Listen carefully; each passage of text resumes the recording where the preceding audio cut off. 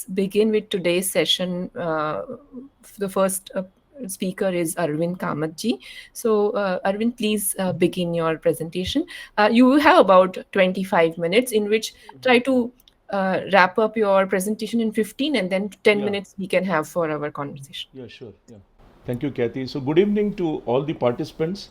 I am Arvind Kamath, founder of 𝐶𝐲 Educational Trust, and I am based out of Bangalore. I take the opportunity to thank Kathy and Suman for inviting me to this open mic session organized by the Takshashila institution. Today, I am going to talk about a very important and relevant topic that is slowly transforming the educational landscape in India. How the public-private partnership model, or PPP model as we say it, can transform government schools and education in rural India.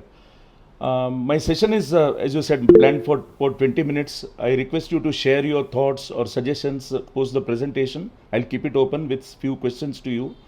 Let me start with the presentation. Okay, so this is the topic for the day today, how the public-private partnership model can transform government schools and education in rural India.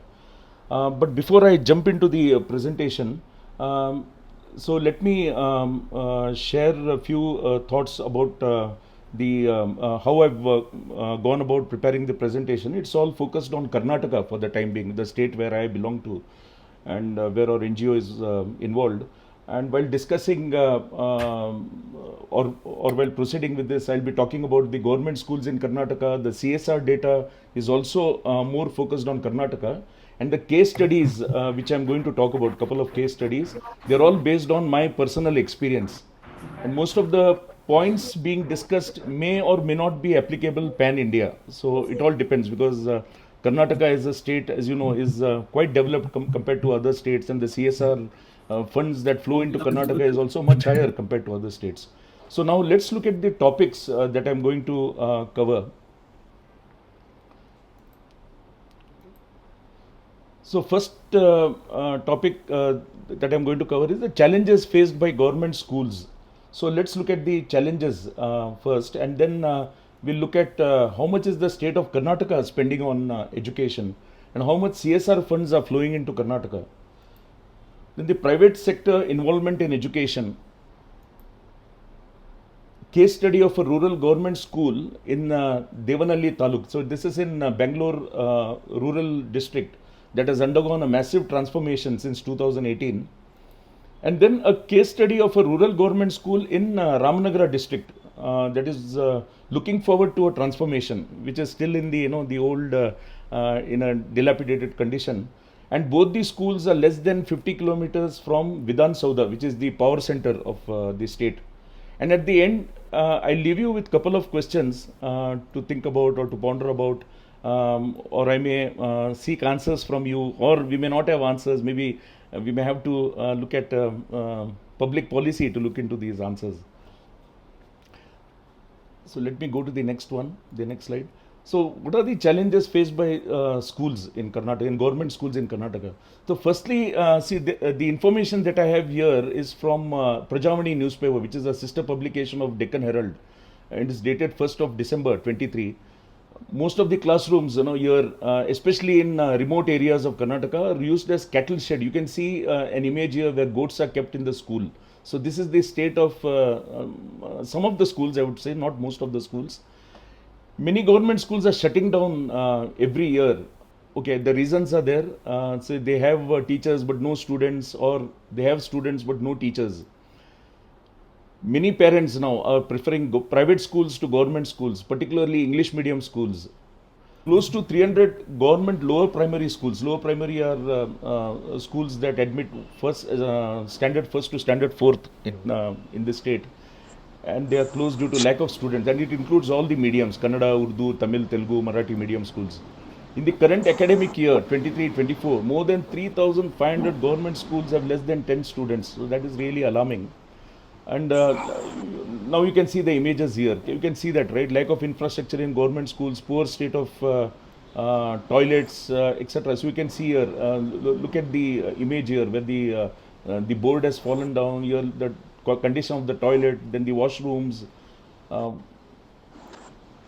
Maybe I have to push this up. Yeah, and this is the state of the benches here. You can see in a very bad condition. So That's well said, sir. this is the condition That's a in well most said, of sir. the government schools. Okay, was there any question from someone? No, I No. think you can carry on. Okay. So how much Karnataka spends on education? So Karnataka as the fourth highest GSTB at 25 lakh crore gross state domestic product. So this is almost like the GDP that we use for the Indian economy. So it's the same for the state. So gross state domestic product is about 25 lakh crore, which is number 4 in the country, and the highest growth rate among all Indian states at 10.2%, when the national average is about 8.9%. Yet the net budget allocation to education is as low as 11% compared to national average of 14.7. So this is an article from the Hindu that you can see here, dated 17th of February this year. So if you see, even Telangana is spending about 7.6% of the budget, which is also extremely low, lowest among all the states in India. Karnataka is 11, Andhra Pradesh 12.6, Kerala is 14, Tamil Nadu 14.1. So this is the percentage of the budget that is spent on education. And if you compare with other states like Assam, Chhattisgarh, Bihar, they're much higher in terms of allocation of funds to education. May not be in real terms in monetary value, but yeah, when you compare with the percentage, they're much higher than advanced state like Karnataka. And how much of CSR funds are flowing to Karnataka? So Karnataka is the highest recipient of CSR funds among all the southern states. I'll show you the data. Okay, this is from the latest report which was shared by Satwa Consulting recently. So the number of companies also, you see the purple this thing on the pie is Karnataka. 4,138 companies are located in this state, and this contributes to the CSR, Corporate Social Responsibility Fund, as per the CSR Act. And about 9,000 crore has come from CSR funding to the state in the year 2022-23. In the CSR spend on education in southern region is only next to the western region. If you see 8,947 crores versus 12,400 crore for the western region. Western region has got the highest allocation of CSR funds in India, by the way. And Karnataka stands second among the recipients of CSR funds for education after Maharashtra. So Maharashtra gets the major share. A lot of companies or corporates are located in Maharashtra. Yet 3,485 is the amount that comes to the state. However, bulk of the funds are diverted to developed districts. So this is something a little alarming. So if you see here, Bangalore urban, the Dakshin Kannada, these are all advanced districts in Karnataka. So they get the major share. But look at Bidar, look at Bijapur, which are the backward state districts. I would not call them aspirational districts. They are more like aspiring districts of Karnataka, which should get the lion's share, but it does not happen. So this is from the MCA portal from August 2023, data collected by Satwa in their report, which was shared just last month. So is private sector involvement the answer? Yeah, certainly yes. You have seen education is one of the key areas of focus among all the other causes, even compared to environmental sustain or even rural development. Education stands number 1 all over India, for CSR funding.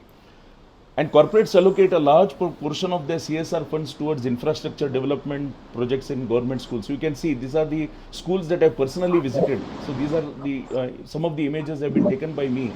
So this is a school that I visited in Koira, which is not far from Bangalore. So this is the condition of the benches. And look at the other school that I visited recently last month, and the kind of infrastructure they have. So this all thanks to the CSR funding. And corporates fund the integration of technology in government schools, like they install smart classrooms, they provide computers and educational software. You can see here the blackboard way of teaching in normal government schools, and these are government schools which have smart classroom here on the right side.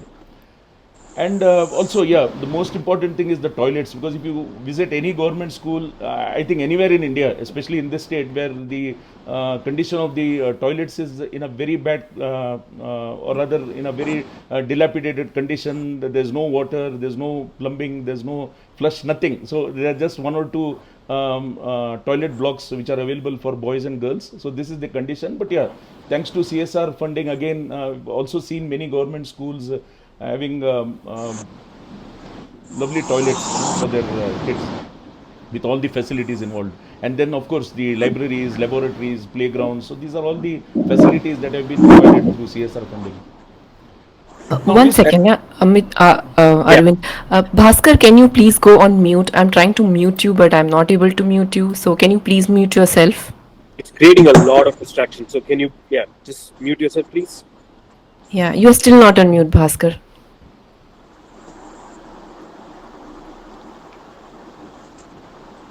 shall I go ahead? Ritesh, hello, hello. Okay, sorry, I was able to mute you, so I have muted you. Okay. Yeah, please go ahead, yeah, Yeah. Arvind. So private sector involvement is the answer. India spends about 3% of the GDP on education sector, when the proposed percentage is about 6%, and even NEP 2020 also recommends 6%, but we are at half the number today. And due to resource constraints, central and state governments have begun to recognize the significance of PPP model in the education sector. So India's CSR spent on education alone is 43,500 crore in last financial year 2022-23, whereas government has allocated 59,500 crore. And this number is for central government, by the way. The state also spends quite a considerable amount on education. I think Karnataka government spent about 38,000 crore last year in 22-23. But yet, if you see the difference in the the central government allocation and CSR, there's just a difference of about 16,000 crore. So private intervention, certainly, based on my personal experience, having visited some of these schools funded by CSR, it brings fresh perspectives. There's a lot of innovative the teaching methodologies, technology integration to education, like smart classroom that we have seen. And students also benefit from the expertise in curriculum development, teacher training, pedagogy, and instructional design. And this naturally leads to better teaching quality, better learning experience, and the improved academic outcome for the students. And here, when I say private, it just does not mean corporates. I'm also talking about NGOs and individual donors like HNIs, high net worth individuals, or ultra high net individuals. So here on the right, you can see an image where I am standing with 4 students who were featured in Times of India on 4th of February. So these kids are learning financial literacy, and they are from 6th standard, studying in government school at Aradeshanhalli village. And the teachers who teach them the subject are experts, subject matter experts.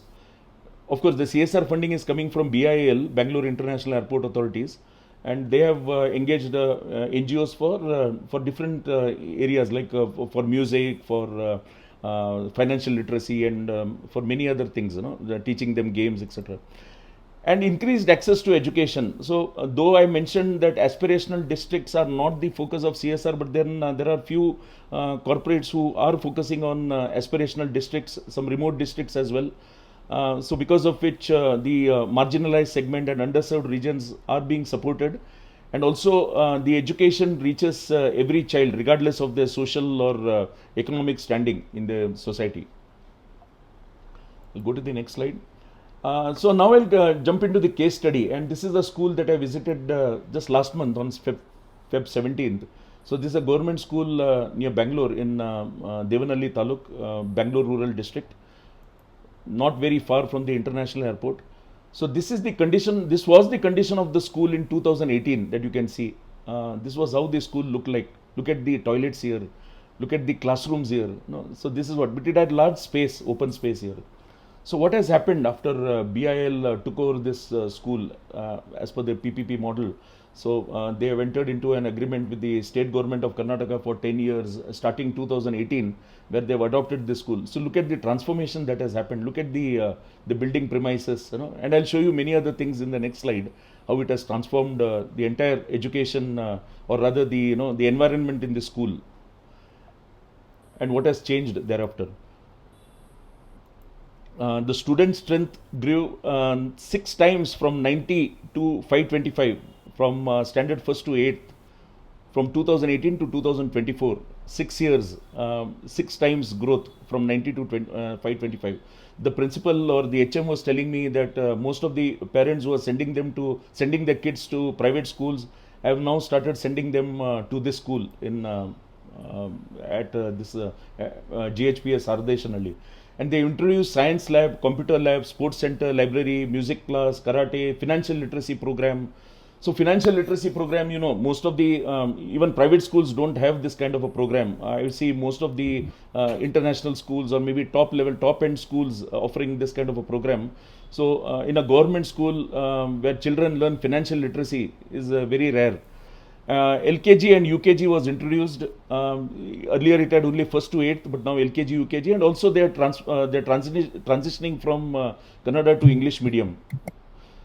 2 new school buses have been donated, and every child gets 2 sets of uniform, shoes, bags, books. Breakfast is also provided by the corporate. So normally lunch is provided free of cost by the state government through the midday meal scheme, but here breakfast is also provided to the children. So look at the facilities. So these are the images, or these are the photos that I have taken personally when I visited. This is the science lab that you can see. And if you have heard about ISPF, Innovation Science Promotion Foundation, so they have tied up with them.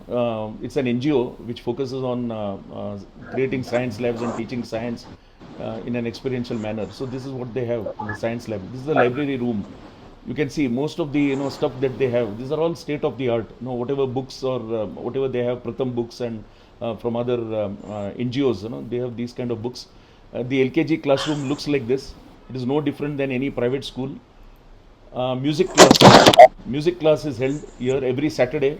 You can see the class was in progress when we went there on a Saturday. Room 20 teachers. Okay, important is 20 teachers. They have hired themselves BIL for the school. They're not just depending on the existing government school teachers, but they have hired teachers who are specializing in their subjects. And this is a school corridor. So in the interest of time, I just wanted to show you one more school, but yeah, I have to leave you with a couple of questions in the last 5 minutes. So this is another school that I visited a couple of weeks ago. This is at Chiluru, which is in Kanakpura Taluka. Again, not far from Vidhan Sauda, about 50 kilometers. Same as the other school that I showed you. This village has a population of 4,500 compared to the previous schools. The village, Ardeshanalli, about 2,400 is the population there.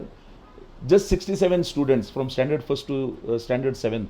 They have 3 special kids as well. So here you can see the image of the students. The classroom, there are 2 toilets as usual, like any other government school. They lack basic facilities, no playground facility, only 3 teachers, 2 guest teachers for 7 grades and all the subjects. And of course, like other villages, parents prefer to send their children to private schools, which are located far away, by paying a huge sum of amount or money as fees. Okay, now yeah, I'm at the end of the presentation. So these are some of the press clippings that I've captured, which talks about importance of CSR for education. So these are I just have 2 questions for the participants, or maybe to all of us, to ponder upon. Despite the government advocating CSR investment in aspirational districts, only 2.15% or 3,300 crore out of 1,53,800 crore goes to these districts. And this is a data from 2014 to 2022. Okay, and these districts they house more than 15% of India's population. So shouldn't the CSR Act be amended to encourage funding to ADs? Because we have seen most of the corporates, even if they are Bangalore, they prefer to invest or they put their CSR money around Bangalore rural district or Bangalore urban district, but they may not go to the aspirational district. So this is the question that I'm posing. No, shouldn't the CSR Act be amended? And the next one is the India's budget is 5,93,500 crore on defense, and look at education, 68,804 crore, which is just 11.5% of the defense budget for the fiscal year 23-24. So why is the budgetary allocation for education at a measly 2.9% of GDP in 23-24, while NEP and all the policy papers talk about increasing to 6%? So it's less than half that we are spending currently on education. So maybe we can open up for questions. Yeah, Thank you, yeah, Arvindji. yeah. Yeah. Uh, Anybody who would like to comment on this or would like to have a question for Suman, you go ahead. Yeah.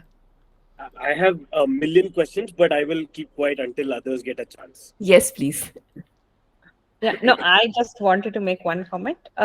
It's nice to see people who are working in the sector come and show what is happening on the ground. It's really, for us, I mean, because we don't work on the ground, it's nice to see, or I mean, all the work that you're doing, especially. I don't know how, in what capacity you're involved, that your trust is involved, Yeah. but it's wonderful to see what is happening on the ground and the transformation that is possible in the Yeah. first place. Now, Yeah. how we do it, what Yeah. is that the right approach? What are the other ways that we can actually optimize on this? I'm sure we can discuss and debate. But my opening comment is that it was wonderful to see the transformation and to see the work that you people are doing on the ground. I think it's Yeah. great. Thanks for giving us Yeah. like a Yeah. from the ground up perspective. It's very nice. So by the way, the second case study that I showed you about Chiluru, so that's the school I plan to adopt in the near future. And the reason why I visited the first school, Ardeshanali, was just to get a on-ground experience how they have transformed the school. Of course, they have a lot of funds. They have spent about 8 crores in the last 4 years, I believe. 8 Yeah. crores. So that's a huge amount of money because they can do it. KIL, Karnataka. No, Yeah. I'm just a little confused about, was it a public-private partnership Yeah. model that was implemented, or was it just the CSR? Because the two are completely different. So we can go into this, and Anupam will come in with his Okay. comments and whatever others. So how is it different? How is the PPP model different from CSR getting involved with the government? Because here the corporate, that is BIL, has adopted the school for 10 years, starting 2018. So private party is involved, right? So how Yeah. can it be different from PPP model? Yeah, I'll just clarify that Yeah. as just conceptually how to think about this, right? A PPP model is specifically where the government puts out a tender for a particular service Yeah. and says, I want help in this particular service delivery. Yeah. So there's very clear kind of service delivery notices, and then that, let's say there's an auction or there's some kind of tender, this thing, you Yeah. pick the winner and you say, okay, you have to Yeah. deliver the service. In return, we do this for you, and so on. That is different from CSR, where CSR you just give money. Okay. Right, you give money to the government and say, okay, this is my thing done. So I think what you're saying is more PPP than CSR. If they've actually adopted it and running the school, then it's PPP. Yeah, it has been adopted actually. There was a MOU for 10 years, as I mentioned. There was an MOU So- for 10 years with Department of Education. Right. Yeah. So yeah, if they're actually involved in the running of the school, it's different from just CSR. Correct. So now they might also be funding it via CSR. So it could be a Yeah. PPP model, Correct. which is funded through CSR. Exactly. But fundamentally, I want people to kind of Yeah. conceptually know the difference between the two. Yeah, correct. You're Okay. right, you're Again- right, absolutely right. And what they've also done is, it's not just they are delivering, they have also involved a lot of NGOs, for the different areas. For example, financial literacy is done by an NGO, music classes are done by an NGO. So they've involved a lot of NGOs towards the transformation of the school. Yeah. We move on. Bhaskar and I think Deepak. Yeah, Bhaskar, please go ahead. Ask your question. After that, Deepak, please go ahead. Sir नमस्ते sir. Namaste. Hello. Yeah, हाँ sir, मैं sir Palghar district से मैं sir बोल रहा हूँ। हमारा जो स्कूल है ये पालघर डिस्ट्रिक्ट का जो दुर्गम जो एरिया है ना सर, उसमें एक विलेज आता है जहाँ स्कूल है, अपना जो प्राइवेट स्कूल है sir.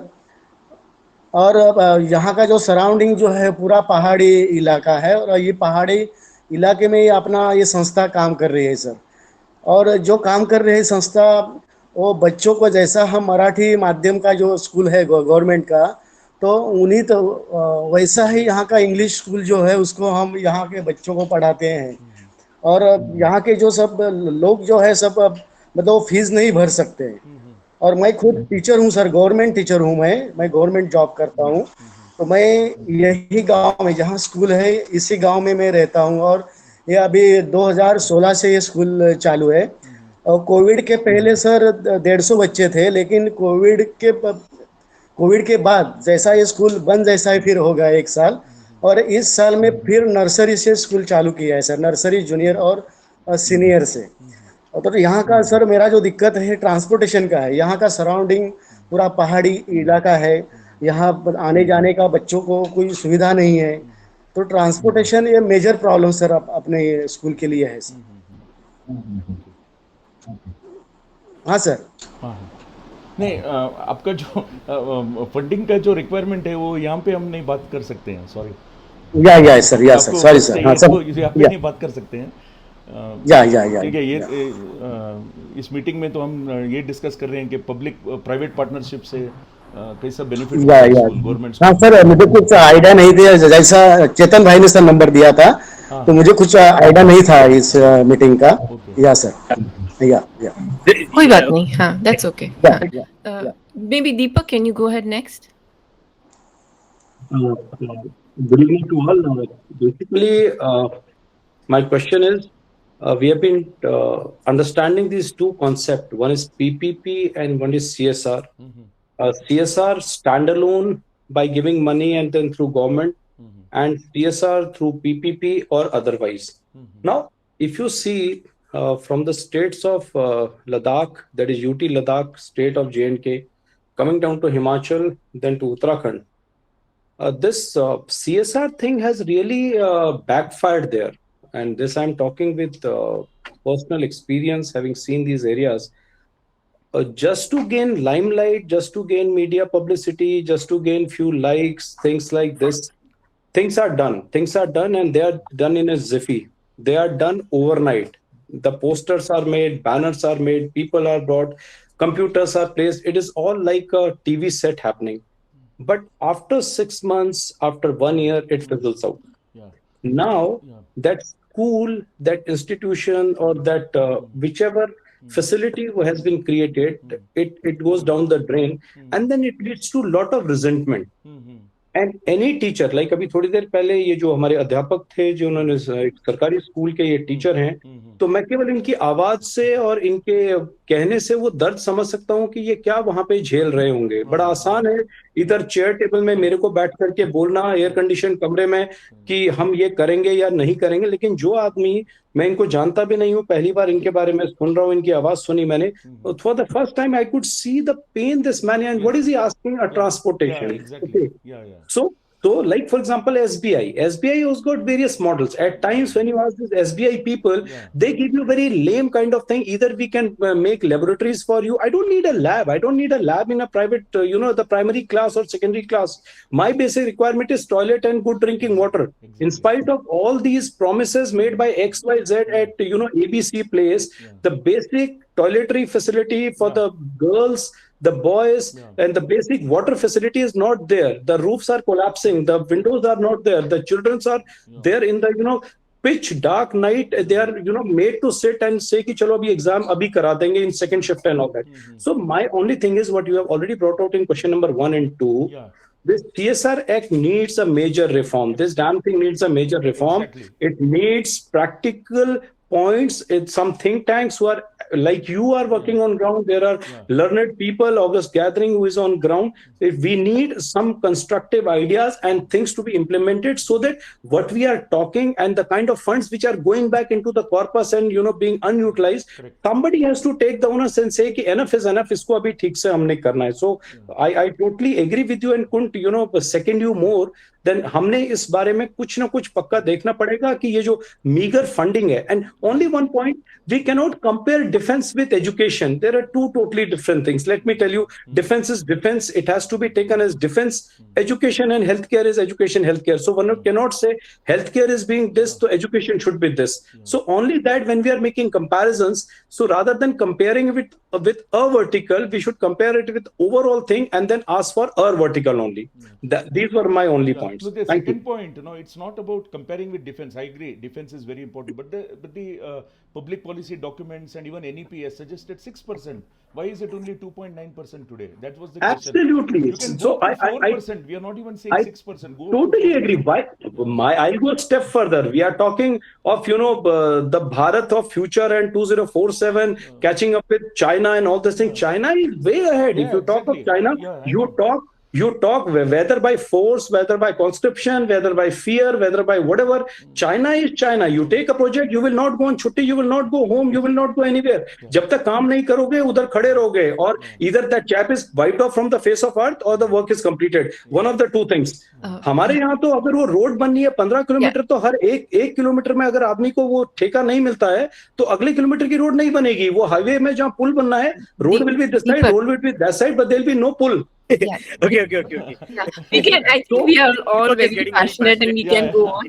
Yeah. So but I think what I'm saying, we just have to do some time management. My concluding thing will be that CSR thing has to be taken seriously, and not somebody. If we get in our capacity in somewhere or whatever way we can do something, we must do something about it. That's my concluding remark. Thank you. Okay, point taken. Thank you. Anupam, you wanted a lot of things. Please, yeah. Sneha's question is interesting. Sneha, please go ahead. Can you unmute yourself? Okay, one more thing before Neha comes in. So to answer Deepak, the HM of that school, 𝐴𝐴 was really worried when I spoke to him 2 days back. He was saying, after 2028, what? Because their contract ends after the MOU ends in April 28. So he doesn't know what will be the state of the school after 2028. So to resonate with what Deepak said earlier. Yeah, please go ahead, Neha. Sneha. Thank you. It was a very fascinating topic. I think the question that I asked was, I think in your first couple of slides, you mentioned that there were a lot of schools which weren't being utilized, and some of the schools had really low rates of attendance and all that, right? So I was wondering if it would benefit, because I come from supply chain and we do a lot of center of gravity exercises. So I was wondering if a center of gravity exercise would actually benefit it, understanding where we could put schools based off demographics, which would benefit parents, teachers, and children, right? So I'm not sure if that is being done, but it would be quite fascinating to see that exercise done. Yeah, that's a good suggestion. I'm not sure it's being done, to be honest. Okay, so Arvind, I have a bunch of things to say, but I'll try and limit myself because we've exceeded the time limit. But I want you. Okay, I'm just going to throw questions or frameworks through which you can think about some of these things, right? Okay, so firstly, I even want to start with the question of whether there is genuinely a lack of resources, or is there a mismanagement of resources in government schools and government education sector? Because, right, there is, and Suman also mentioned 𝐀𝐫𝐯𝐢𝐴 Muralidharan's book. By the way, Alex Tabrock has this fascinating paper. 𝐀𝐫𝐯𝐢𝐴 Muralidharan has spoken about this. Teachers in government schools in India are the highest paid in the world relative to per capita GDP. Yes. Right. So we are spending a lot of money. We're spending a lot of money on a lot of things. None of that is properly utilized. Right. So one, we begin by, it's easy for us to say, let's have a greater share of GDP for education. Yeah, I mean, I don't think anybody will disagree per se, but are you convinced that if the government gives you more money, and not you, gives education sector more money, that we'll magically see better results? I'm not convinced at all. Not at all, because there is money, but it's just grossly mismanaged, right? So I think we have to think about that. Second, I'll take what even Deepak was saying, but again from a conceptual angle, why education and defense cannot be compared, because defense is a public good, and therefore government has to provide for it. Nobody else will provide for it, whereas education is not a public good. Education is market failure with positive externalities. As we're seeing, there are thousands or millions of really good private schools, so government doesn't necessarily have to run public schools, whereas government has to run defense. You can't have a private army, right? So that's the difference between the two, and therefore that comparison doesn't really hold. Second bit, why that comparison doesn't hold is that only the union government will spend on defense, whereas education is a state, center, city, municipality, panchayat raj, everybody spends on education. And then there's hundreds different ways in which that money is spent, through union government running schools, state government running schools, centrally sponsored scheme, subsidies, midday meal scheme. We have actually no clue as to how much the country, as in governments in the country, spend on education. We just don't know. We don't know, right? Across the board on all kinds of schemes, right? That number we don't know. Okay. Then next bit, and I think this is where I start getting controversial. We clearly see, just by your presentation, which is why I loved it, is that private involvement is clearly giving better outcomes. And there's actually endless literature on this, right? That every time, as I said, we spend more resources per kind of whatever, per unit in a government school than a private school, and yet the private schools give you far better learning outcomes than government schools, right? There's no comparison between the two. So then, why is it that we don't have more private schools? Why is it then that we have government schools in the first place? Now, I would make that submission that CSR is the worst way to go about this. In fact, CSR is extortion. CSR is expropriation. CSR is theft. It's forceful, forceful Anupam, explain. I mean, I know we are number one. We have very little time, so I am really pushing you. But just explain, why do you say that? No, I mean, because you already ask companies to pay taxes. That's where they're in. You can't. It's like, it's like what we do in office. No, I volunteer Suman to do a whole bunch of work. It doesn't work that way. If I either give her responsibilities and she does it, or something else, right? So you can't do all the work. Exactly. So CSR is one of those weird things where you just want to extract more money from corporates, and they will then do what is the safest thing, which is put money in urban areas, in urban schools, right? And that's because they can do what even Deepak was saying. That's because they can do the showy things, right? They can do photo ops, etc. Rural schools don't have that photo op opportunity, right? And then it is theft. I mean, it is like state using the violence of the state to extract money from corporates, which I don't see is a good thing at all. Instead, let me put this as a solution. What should you do better? Right? Now, you have one of the worst kind of rules in India, which says that private players cannot run educational institutions for profit. Right? So, which means that it is a massive constraint on the quality of education. Right? So, because now you don't have private players will then only concentrate where they can be profitable, but not through direct profits, but through things like donations, through things like charging for school uniforms, a whole bunch of other things, right? Now, why are we putting this constraint? Remove that constraint, let private players into education throughout. We're clearly seeing the outcomes are better. Let them work throughout everywhere. Now, the question is about affordability. Now, there are three things that government can do when there is a failure such as this, right? It can either produce itself, which we've seen in the worst possible outcome. We're seeing that on a day-to-day basis. You showed pictures of what happens when the government produces itself. That is unschooled. But it can do other two things, which it can do really well. It can do financing, or it can do regulation. Financing, it can give subsidies directly to students. It can give subsidies to school. It can give subsidies to a whole bunch of things. So let private players in, you subsidize. Then you regulate. You regulate as to what is the quality of teachers. You set standards. And there you have it. I think that will be a far better outcome. Again, I've kept it very short because I don't want to exceed, but I can, talk for 5 hours about this, but I'll stop. But there's one point I really agree with you about the salary which is paid to the government teachers, which is much more than what the outcome the students get. So that's one point I clearly agree with you, and I've taken note. Of course, this recorded it personally, but I've taken note of all the points. And thank you so much, Anupam, for really throwing light on a lot of things which perhaps I've not envisaged while I was preparing the deck. Thank you so much. Thank you for listening.